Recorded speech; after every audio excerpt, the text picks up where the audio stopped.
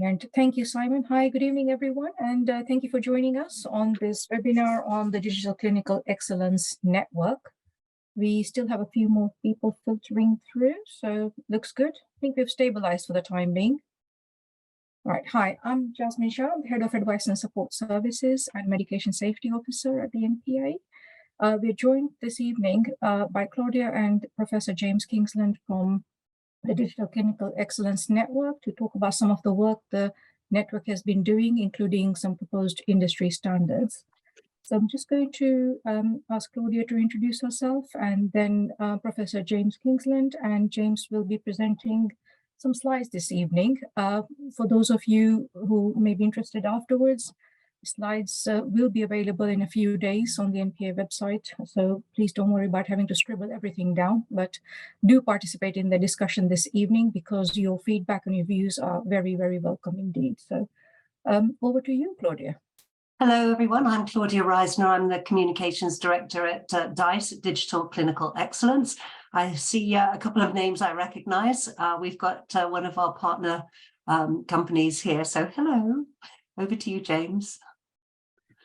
Claudia, thank you. And Simon, Jasmine, thank you for the opportunity to test what is work in progress. For colleagues, I guess not many would know. Why would you know a GP? I'm a clinician qualified from Liverpool in 1984. So I've been bouncing around the NHS for 39 years or so, 31 of which was in general practice, but I had a portfolio career as a policy advisor at the Department of Health, helped to co-create something called the National Association of Primary Care. And it was whilst in that organisation that we had the idea of developing the Digital Clinical Excellence Forum. It was at a time, probably 4 or 5 years ago, when there was quite a rapid expansion of online services, and of course that was accelerated through the time of COVID. So there was a sense of, could we create a network, not a new membership organisation, but a network of digital providers, both in all sorts of clinical practice, mainly primary care, but and focusing on online consultations and the provision of medicines. So the forum now does incorporate both pharmacy providers and the independent sector of online consultation providers. It's got 26, this is where I always look to Claudia, she can always correct me, I think 26 participants, and it ranges from the pharmacy organisations of Boots and Lloyds and Asda to some of the smaller independents, not necessarily single providers, and then some of the online provider services you may have heard of, like Livy, Babylon, Doctor Care Anywhere. But there's 26 providers, and unusually for a network, and why it is, I'll show some slides in a moment, why it is raised awareness amongst professional bodies and regulators, is that they said it couldn't be done, bringing together all of these independent providers for common purpose. But clearly there are issues around the consistency of safety and quality of service of online consultation and provision of medicines. And could we get a network together where there was a consistency for raising standards, disseminating best practice and sharing best practice without it breaking any competition law or making it clear this was not an aggregate of independent companies. This was the clinical leadership from these organisations who were talking about common purpose, and not least, all of these organisations are regulated either by CQC, GPHC, or both, and will need to have common standards. So why wouldn't we share some of the work that was done around the safety and quality? So DiCE, we created this in March 2019, and it has been growing. As Claudia says, I think one or maybe two colleagues will know about it because they are already participants in a network. And we say participants in a network or a forum because it's not a membership, and certainly not a closed membership organisation. Our criteria for inclusion is that it's an organisation who is regulated by CQC and or GPHC, because as some of you will know, for online pharmacy, sometimes there's that dual registration. and regulation as well. Now, I'm going to show a few slides. These slides are work in progress, and it's specifically to one of the challenges that DiCE has been set by the GPHC.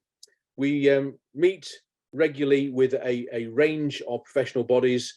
The DHSC interact with us, as does NHS England, of course, CQC and GPHC, MRHA, I'm going into acronym soup here, as well as Health Improvement Scotland and others who are interested in testing their ideas with a range of organisations who are there for common purpose. But GPHC particularly, when there was, all of you will know about the new regulatory framework, there was some debate between the providers of online pharmacy services and the regulatory standards are set by GPHC. Not discord, but some differences of opinion. It was the actual chief executive of the GPHC who suggested that maybe DiCE could be the coordinator of developing online standards, for industry standards for pharmacy, online pharmacy provision, because there were the standards set by the professional bodies, there's standards for pharmacy. You well know from the RPS, there's standards that are set by GPHC, but does the industry set their own standards? And there was a debate about that being very welcome, particularly where there was differences of opinion in some of the best practice arrangements. So we've been challenged as this DiCE network to bring together the pharmacy leadership, coordinate an approach that might over time produce the industry standards as created by the providers of the service, the providers of their service, their representative bodies and regulators as well, which hopefully could set the standard by which online pharmacy, because it's very much about online pharmacy, might be regulated in the future. So I will run through slides which are work in progress. This is the point at which it's always lame to say, please don't shoot the messenger, because some of the slides are from GPHC. And I do not profess to be, I am speaking to an audience who are far more expert in the provision of pharmacy, and many of you will be providing online services as well. So Claudia and myself are very much here as coordinators, facilitators, and who have been involved in developing the network, which we call the Digital Clinical Excellence Forum.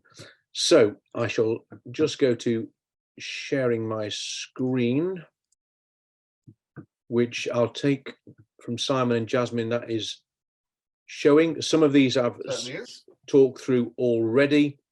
Just to say, HealthWorks, because we are keen, HealthWorks is an independent organisation that oversees, you know, we have a structure. HealthWorks also is delivering a national programme for reducing health inequalities, but it's the organisation behind DiCE. But DiCE itself is an unincorporated network of providers for clear purpose. So this is looking, and we're planning to, well, we have a meeting next week in London, a face-to-face meeting, which we're trying to get together all of the main players who might agree to start creating what we're calling the industry standards for online pharmacy.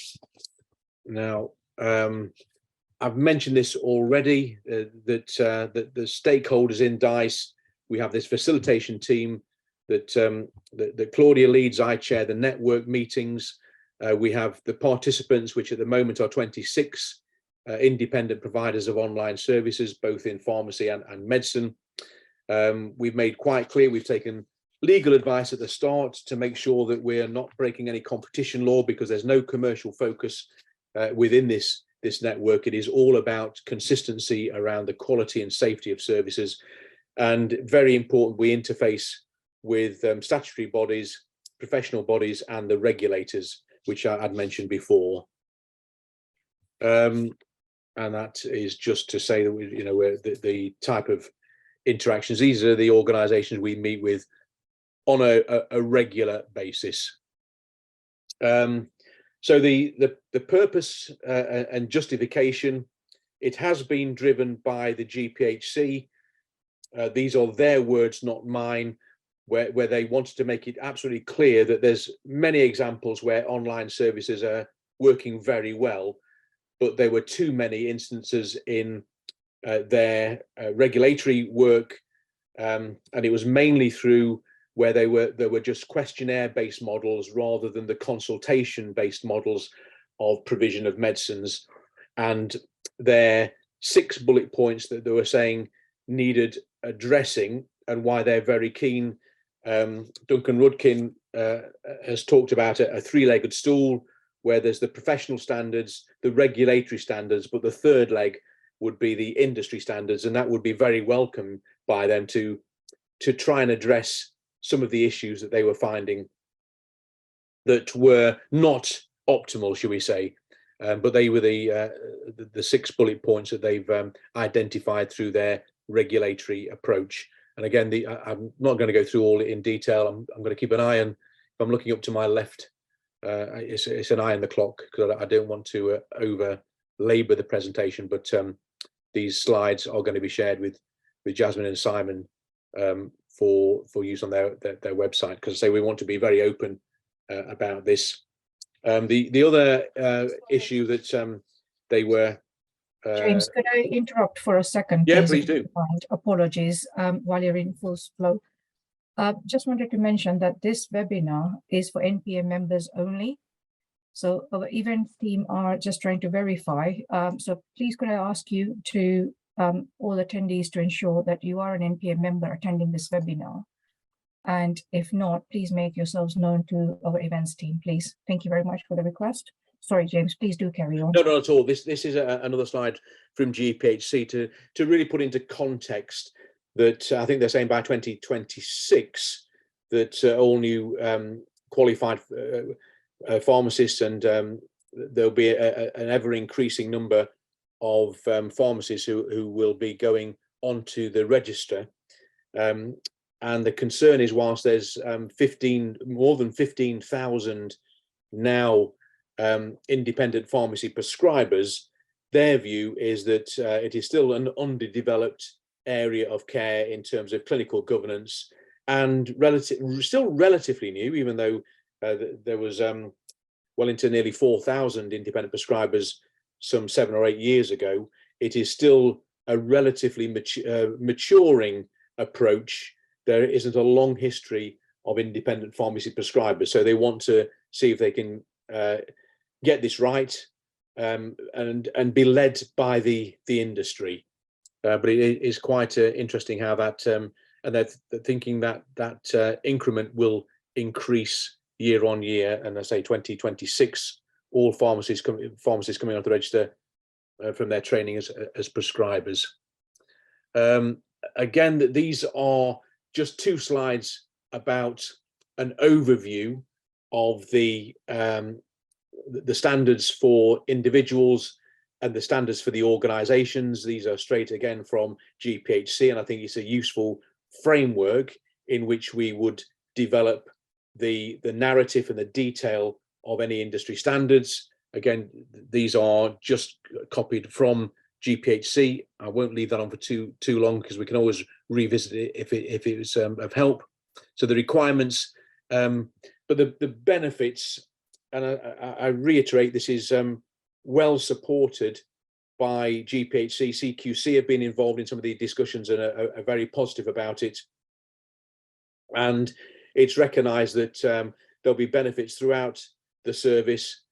Even interestingly, on that final point about no worry about it, if that improves the business aspect of care, not only enhance satisfaction, but the ability to diminish complaints, especially between if there's consistency between the provision. So we want to make sure that this is not a punitive, it is of benefit to the organisations that are going to be involved. We want to make sure there is a wide collective. This is an example of the international organisation that that you'll have well heard of, the ISO standard development. We think that is a good model for how we might produce the standards, and this is taken from their line of and where DiCE will sit, that we are going to be the coordinator, but we need to make sure that there's no blind spots, so that there is a collective approach to developing these standards. Again, that's just and so the proposal, the participants, and next week we've first of all put the network arrangements, or the membership organisations that have agreed to attend next week. We're coordinating AIM and MPA, of course, and these are also going to be represented. So the RPS, we felt it was important that the Defence Association and the negotiating committee were there. How much input they will have, but we think it's really important that we don't start this work without a collective understanding, the ability for all to have a say. And as I said before, we don't want any blind spots as we go through this work, or and we will take advice on that if there's anyone who feels as though they're outside the tent, and we don't want to get to the end of a 2-year process. We're thinking it might be a 2-year process, and find that we've not been all inclusive. So they're the participants at the moment that will be meeting in London next week. We're looking at while the ISO arrangements often say look towards a 3-year process, we're going to try and create something over a 2-year period.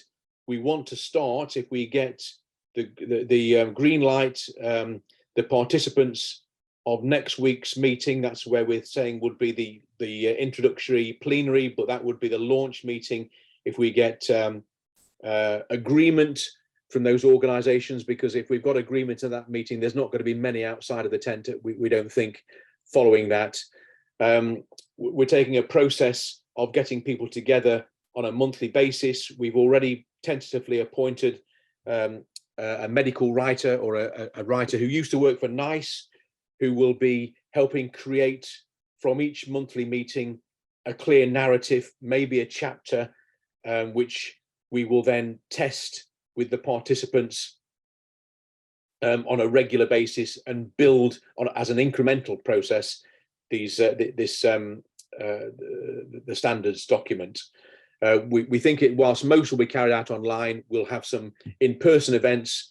We'll take a check halfway through at the end of the first year to see whether we are online for developing that. And I'll come to just a little bit about the funding, because this is, again, a not-for-profit approach. This is recognizing, though, that we will have overheads in doing this, in a 2-year program will need to be funded. Again, we're getting into the detail now about how we would start to create these standards. We think an hour, maybe an hour and a half, to focus on one particular topic, get that written up, tested, before we move on a monthly basis. But we're hoping that, you know, a chapter will be done per month. But we have a lot of unanswered questions, and this may be something for this evening. And Jasmine and Simon, I'll probably take a breath at this point about the principles of what we're trying to do, but we've got to be clear about what is a standard. You know, are we just going to be using what is the evidence base, or should we distill the wisdom of the people to produce this authoritative opinion about certain standards, about the level of quality and safety, which may not be in current standards? The level of detail is also going to be important as well. I know, Jasmine, we already just touched on this about the detail of principles in practice, or do we get into the real deep area of disease-specific prescribing? What we're not going to do is get into analysing the BNF and doing every single medicine, but we've got to have certain principles in large disease areas. And how much we need to, we at this point are not involving any patient groups at the moment. We'll take advice on that. But of course, standards, whether it be a kite mark, a British standard, an ISO, is all about meeting the expectations and needs of the customer, in bracket, the patient. So we've got some questions that we need to ask or debate next week. So we're clear within the framework we've set, the timeline and scheduling, the content is purposeful, and at the end of the process is something that is fairly comprehensive. It's something that can guide best practice for online pharmacy, and something through which the likes of CQC and GPHC would recognise as the best practice standards against which they would assess the quality of a service. There's a few more slides, but if I think that there's going to be on some scheduling and timeline and some of the costs. But if I may, I'll take a break at that point, Jasmine, because it'd be good to get some feedback, see if it's making any sense. And no, thank you, James. That's a really good scene setting for context. There's a couple of comments come through in the chat and a question in the Q&A. So perhaps if we look at that. So a question from one of our attendees this evening. Will an independent GPHC registered DiCE member be able to attend next week at the meeting, James? Yes, because by DiCE membership, Claudia's been coordinating, and whilst I keep saying yes, she can't kick me under the table, but she may do next week, because we could end up with quite a large group of people, and there's a number in which we may not be able to coordinate a really productive discussion. But as DiCE are coordinating it, and we wouldn't want to exclude anybody who is already a participant in DiCE. But for the colleague, let me just have a quick, is that Ashan? Yes, that's right. I was saying, yeah, if Ashan, just to have a chat with Claudia. You've already said you're coming. You're apothecary, aren't you? Have I got you the right? Have I got the right person? I am. Yes, I'm just hoping that it's going to be of use, and I'll be able to have some positive input as well. Yeah, you were the one I was saying hello to earlier. Yes. So you're definitely coming. We depend on you. In that case, we depend on you. But Yeah. we want to, if people are enthusiasts and want to be involved, it's just how we manage the numbers. We think with representative bodies and some of the DiCE participants, we're trying to keep it to about 20 people or so on the day, and we think we'll get some rich debate, because there'll be 20 individuals, but there'll be representatives of very large organisations like the MPA. So, but actually, it'll be good to see you next week. So you're going to be very welcome. Looking forward to it. Excellent. We also have another question from James. How will the DiCE standards differ from the GPHC standards, and i.e. do we have a need? Do we have to have them? Is there a need for them, I guess, is the question being asked. A good point, because it wasn't DiCE as the catalyst, it was actually GPHC, albeit on an earlier slide. It was some debate that we had, and we've been meeting with GPHC now for 3 to 4 years, that there's sometimes a difference in opinion of the standards that are regulated at the moment and the standards that the industry would set. I've mentioned this to Jasmine. It's a one example. It's a minor example, but it was where there was concern about people who go to unregulated sources for their medicines. There was a question about whether the form-based questionnaire approach to prescribe without consultation was right or wrong. And I think that's where we get into the detail. For example, for contraceptive services, a lady who is had been on a contraceptive pill for many years, who just wants to get a repeat, but is told to go to a consultation, may a delay. There was some disagreement about the best way of managing that particular approach. some of the diagnostics that may be required. Obesity management was another area of debate about, especially with the new injectables that, of course, now are available, and differences in opinion and approaches to how that medicine was prescribed or delivered.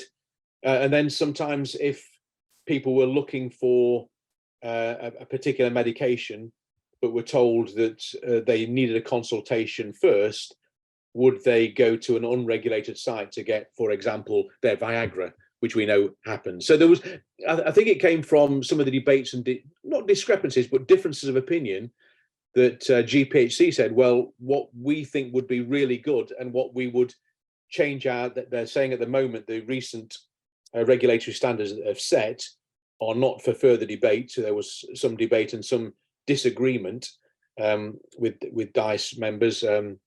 Ashan, if you were at any of the meetings, you may recall, but it was then prompted GPHC and at the highest level, so the chief executive, saying they would welcome an approach that was led by DiCE or coordinated by DiCE to see if the industry could produce best practice standards for online pharmacy.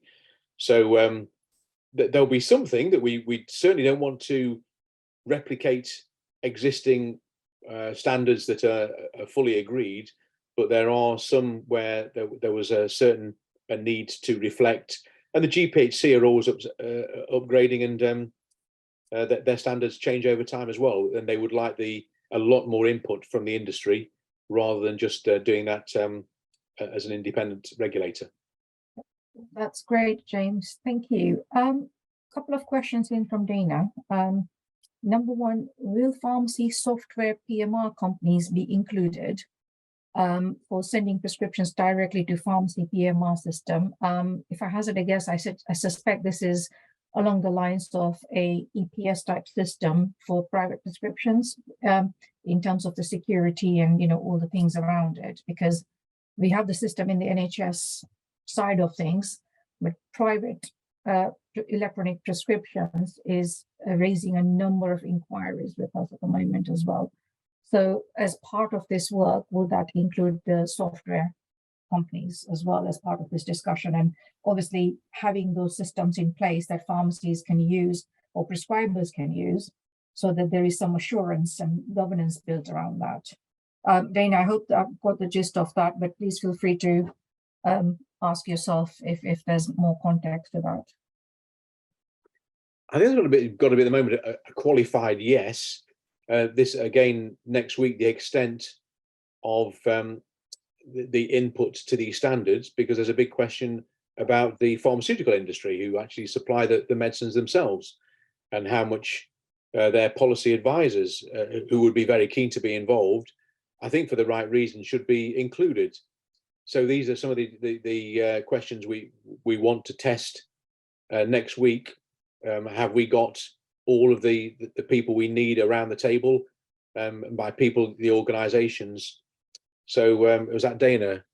Yeah. We're always open to advice about the importance of areas that I've used it before, but we're very conscious, not least when I was in policy work in the Department of Health, developing policy, and you've got a couple of blind spots in a year or two down the line of developing policy, and you find we don't want any ouch moments, and we certainly don't want to do the work and then find that there's been an exclusion of a really important stakeholder in this particular piece of work. So I've already made a note of that, and we will certainly raise that about the software company inclusion. I don't think anyone's representing that, but it doesn't mean to say we can't have that debate and invite in, or even if, as we've got the scheduling, invite in at moments in time, or maybe to the plenary sessions to test the work because that's why I want to have these probably every 6 months, like next week, a collective and testing the work. We want to do this as an incremental and regularly tested approach, and maybe it will be at that time we invite other stakeholders in to see if we've missed anything. That sounds great.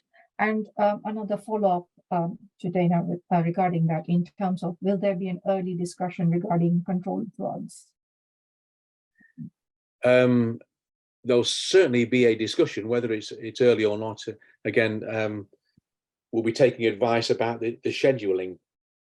But I think when any questions are going to come in, it would be, if it starts with, do you think, and then something should be included, fill in the something, the answer is it's almost yes until somebody excludes it. Because if its colleagues are saying this is an area that is of concern, or we think there's some work that needs to be done to have consistency in quality standards around this area, I think we've got to accept that balance between not getting to a stage where it is just an impossible task, but making sure that we've not left parts of the process uncovered. So if we say no to anything, it will be a well qualified through debate why something was not included in this standard setting approach.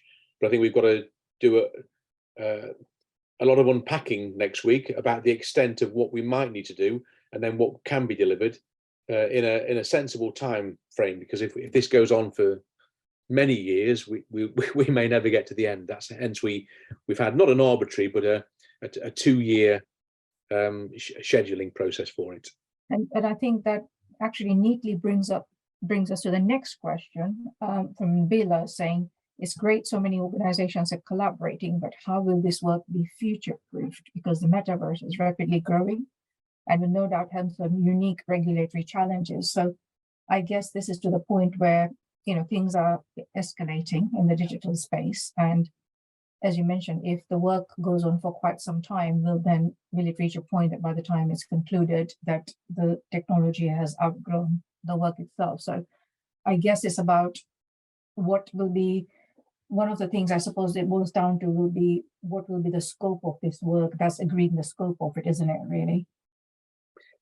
Yes, it's always difficult to future-proof when there's so many people predicting the future who get it wrong. That's why we said it's an incremental process, albeit things that we start with in chapter 1 on the first month, whether that's been revisited. But we want to do is regularly revisit the work, build on it, and make it very much a dynamic process. So at the end, we haven't sort of got chapter 1 that hadn't been looked at for 2 years by the time we're publishing. But I think we've just got, and we're going to be testing as we develop the content. But future-proofing, I'm hoping that a 2-year time period, and not least, I don't know how often GPHC refresh their regulatory approach, but it may be the time when they're refreshing that approach will be just timing at a point where they may be using the work that we've done collectively. And why wouldn't they? Because they're going to be involved as well. Duncan Rudkin is coming next week. Nigel Clark is going to be there as well, who was the immediate past chair of the GPHC. But of course, he's keen. He's going to be giving an overview of the work he was doing as the co-chair of the UK Commission on Pharmacy Professional Leadership. But he thinks this sort of work fits very well with that work that was published, I think, fairly recently, wasn't it? The UK Commission's report to the CPOs. Yeah. And I think, in addition to that, and thank you, Ahsan, for sharing that there are PMRs systems available that allow an EPS type system for private prescriptions. So we've heard of some examples, I guess, but I think from my perspective, some of the inquiries that our members are raising with us is, what exactly does this system need to look like? And questions certainly that are coming up is, how are the private prescriptions generated meet the legal requirements of electronic private prescriptions, the advanced electronic signature, and the legality? So if I can give you an example, I've heard recently that a pharmacy was receiving what were meant to be private prescriptions, but actually was sent in the format of an emailed spreadsheet containing patient details with the medicine to be supplied. That doesn't quite constitute a legally valid electronic prescription, really. I Yes, just wonder if you've heard examples of some of the challenges that pharmacies are facing in terms of the format in which prescriptions or supposedly electric prescriptions are arriving, including PDFs being emailed. We've been inquired about patients being emailed the PDF of it and then being asked to print it off and present it at the pharmacy or to forward the email onto a pharmacy. Now, of course, security-wise, what members are raising concerns is if I've been forwarded that email by the patient, they could have forwarded it to 10, 20 other pharmacies, technically. So there are some concerns, but obviously there are probably systems out there where they have better security about, that your prescription issued is just used once, kind of, that it meets the advanced electronic signature requirements and all that. But these are some of the things that members are presenting their concerns about. So if anyone today wants to share any of their experiences, what they've learned, obviously they're welcome to. I think somebody had their hand up. Was it Nabila? Please do come in. Sorry, I think the hand's Can I gone. just respond, Jasmine? There are two thoughts that you've raised there. One new is that why wouldn't we, as if there's a smallish group meeting on a monthly basis, then why wouldn't the representative from the NPA at those meetings share more widely through the membership organisation some of the questions that, because we're not going to get all the answers. Hopefully we'll have a. So I think that we probably raise that next week, that all the representative organisations, particularly those of the membership organisations, could share each chapter as it's been developed for comment, feedback, so we get the real widest input. And the second is that we are going to raise the issue about how we get legal advice at certain times. DiCE, HealthWorks, we already work closely with Capsticks, a well-recognised a large legal firm working in the NHS. How much legal guidance, advice we need, in that we will need some, but we're not sure how much. But it may be at times when there are issues that you've just raised. But sorry, Jasmine, I've just jumped in there. No, absolutely fine. And actually that neatly brings in, Nabil, I'll bring you in a moment. Just want to, while we're on the theme, pick up on Dana's point again about how to ensure patients do not misuse multiple online prescribers to obtain medicine, liable to misuse. Now, certainly that is again one of the key concerns, because recently there have been some prevention of future death notices issued by the coroner's courts. And an example recently, earlier this year, was a patient who had managed to procure propranolol from many, many different online pharmacies, and sadly died as a result of taking too much of it. And it's in the public domain, this inquest and the report, by the way. But it's again, because it's that visibility, isn't it? Because patients can go to multiple different online prescribers, fill in information and obtain it. But it's those safeguards. So is it down at an individual, prescriber level, systems changes that need to happen, or is it as a systems approach? Does there need to be a wider systems approach around it about how things can be safeguarded against multiple procurements, I suppose, of the same medicine and things. So that is a very valid point that a number of members do raise about it, in terms of how is that visibility available to pharmacies at the supplying end to say, what has this patient had? Is there any notes on the patient record which says actually they shouldn't be supplied any more of this medicine? Is there any concern? So it's about having that access to the patient record, I suppose, as well as obviously the consents that need to be in place. So these are some of the areas that are concerning members from experience, really. Sorry, James, did you want to come in? Otherwise, I'll bring in Nabila, because I think only just a thought on that as well, because one of the purpose of DiCE is to have that connection at the clinical leadership level, build new relationships and associations, as the NPA is a membership organisation, so that you do have a systems approach. Now, I don't think it'll solve some of the issues you raised, but it might get a better connection than the complete independence. If there was some concern about misuse for multiple online prescribers, if there was a regular dialogue between the likes of, and I don't think it has happened before DiCE, that Boots, Lloyd's, Asda, for example, are well networked and can quite quickly connect with each other to test some of their concerns. That's what we're hoping that DiCE adds another layer to that ability to share information without it being anything other than in the best interests of the safety of prescribing. Yep. Nabila, do you want to come in, please, to expand on your question? Yeah, sure. Hi, everyone. It's been really insightful. So thank you for all the information that you've shared. So I'm coming from the perspective really of organizations that are kind of innovators or disruptors. So kind of like the kind of crux of where kind of digital has come from.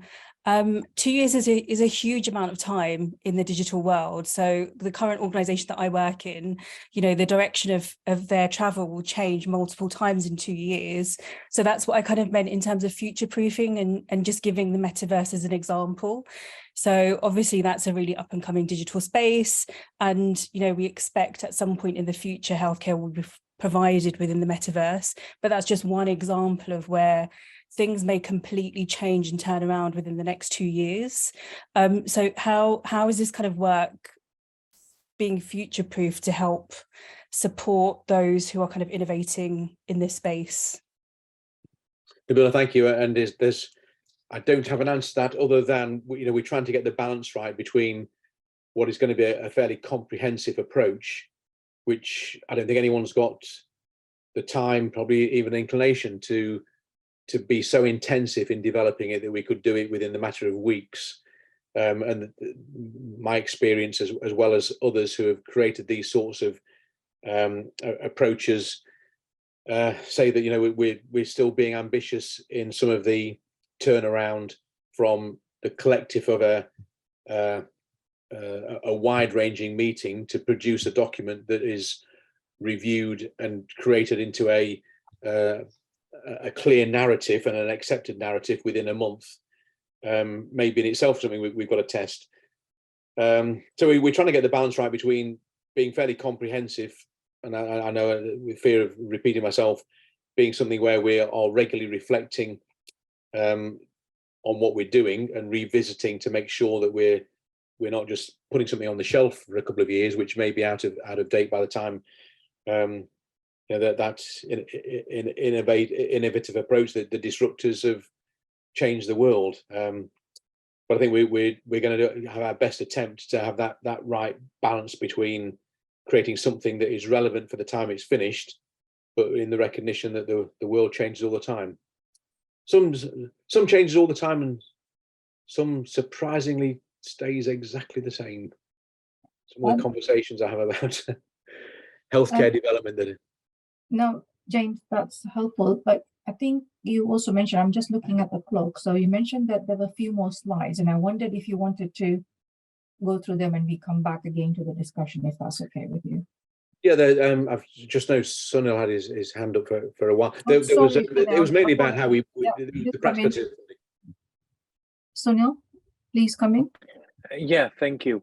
I just wanted to make it was interesting listening. I think just thinking as a pharmacist in the practice and from prescribing head, with the private prescribing, I think that it's a lot of unlinked way of prescribing. Means the question is, how many prescribers really check the patient's GP record when they're doing private prescribing? That's my first thought coming in my mind.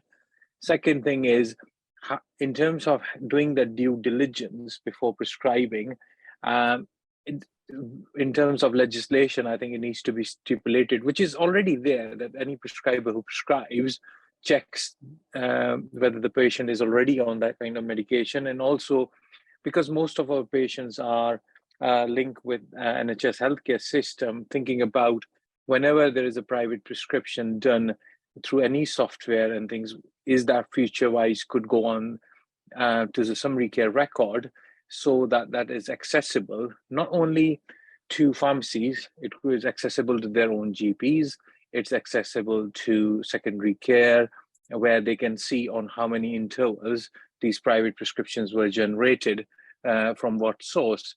I think that would be useful. And also, some of the patients may not have NHS numbers, but I believe there will be many, few of them will be in terms of percentage.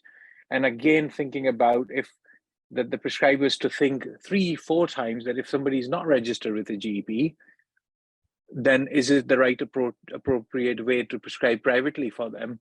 Because we know anybody who gets privately prescribed eventually end up being with NHS at some point, whether it's primary care or secondary care, or whether it's general health or mental health, they do end up going back to NHS services at some point.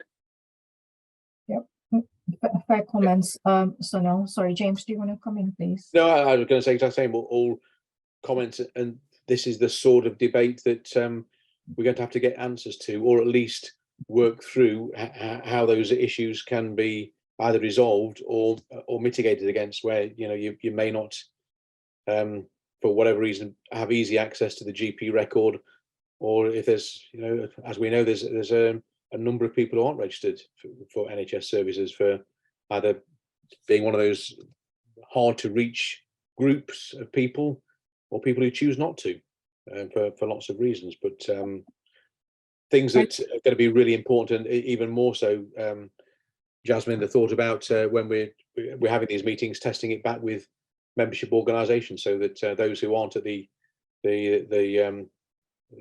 development meeting have a chance to comment. And also, I think it's also looking at the types of prescribers, because not only do we have non-pharmacist prescribers, i.e., doctors and other types of prescribers who are generating prescriptions in the private electronic space, and then they are coming to the pharmacy setting in community.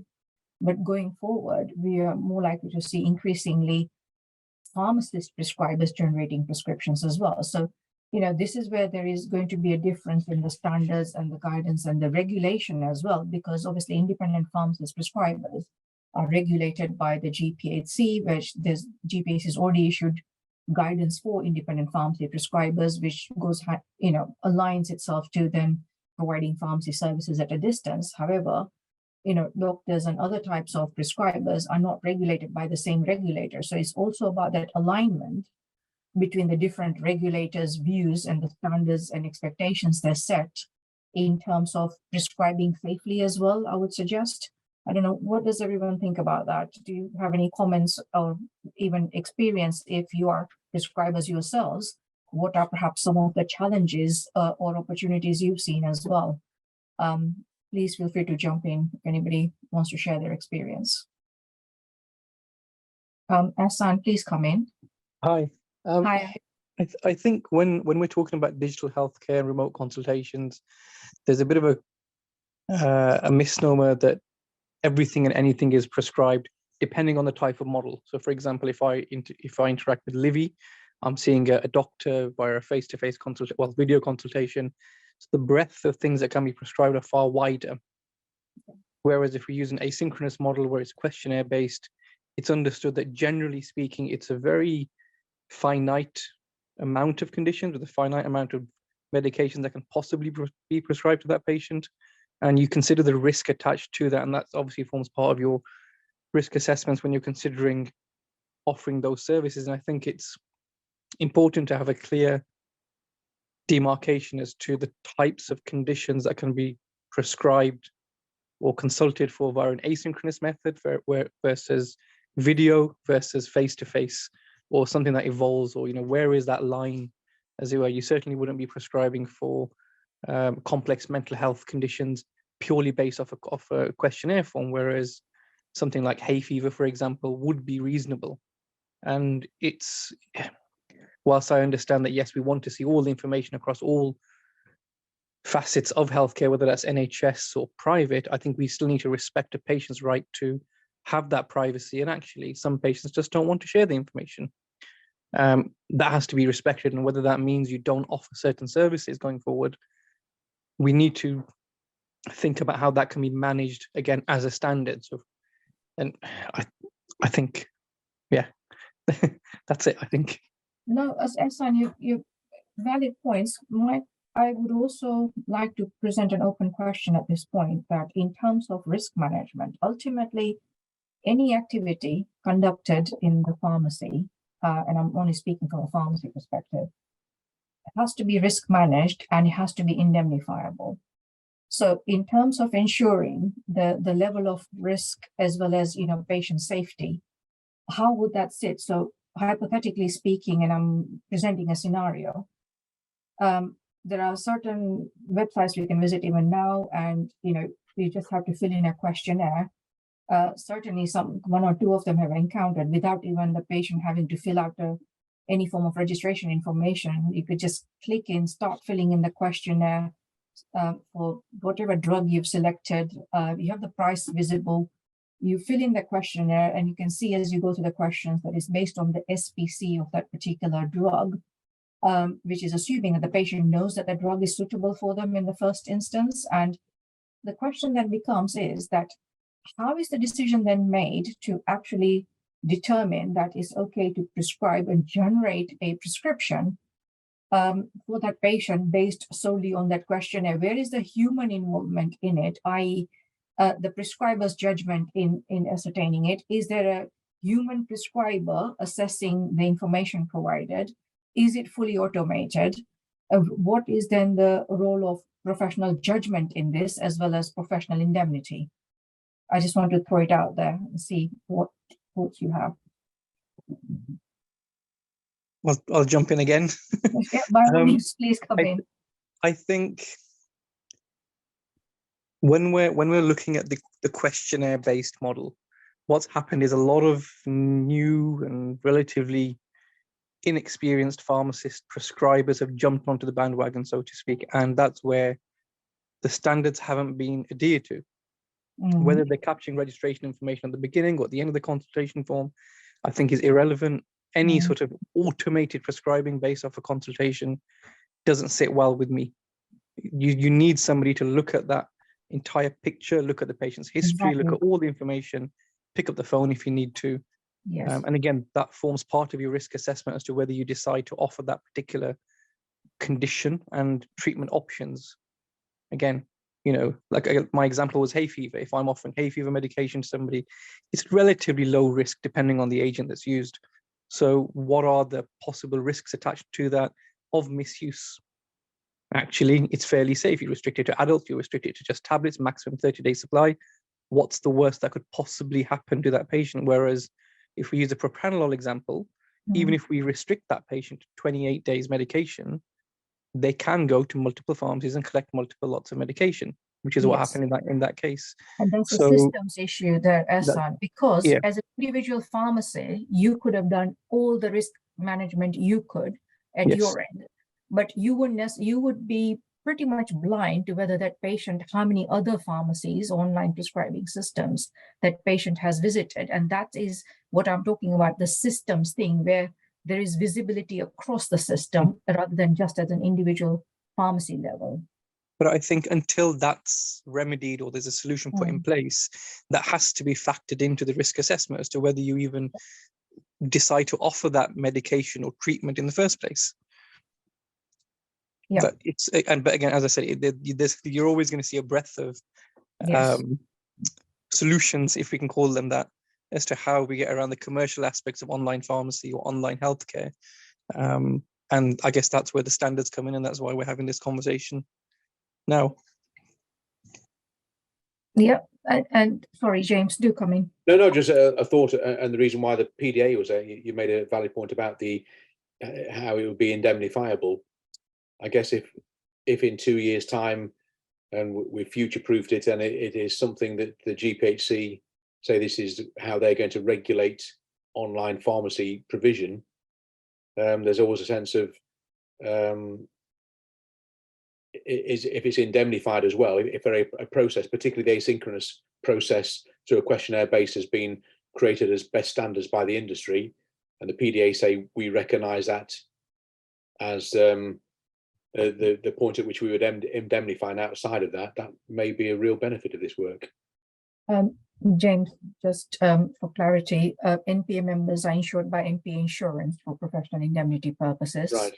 Not the PDA. Oh, right. Yes. Well, there we are, learning all the time. Sorry. Yeah. So NPA insurance actually provides the professional indemnity for all our members. So that may be something, again, that it is worthy of an early discussion about producing standards, that there is, because I'm not sure how many indemnifiers there are of pharmacy. There's a limited number. is the largest one, I believe, but we can verify that with the NP insurance arm of the business. Because there'd have to be almost a collective acceptance that a certain standard or part of the standards was indemnified by one organisation but not another, would be chaotic. So I think in terms of the to Ehsan's point and some of the examples we've shared, it's so that's the difference, because I think the consideration is there's legislation in place already and the guidance from MHRA regarding medicines. There's regulatory standards in place by the GPAC along with guidance that sits alongside it.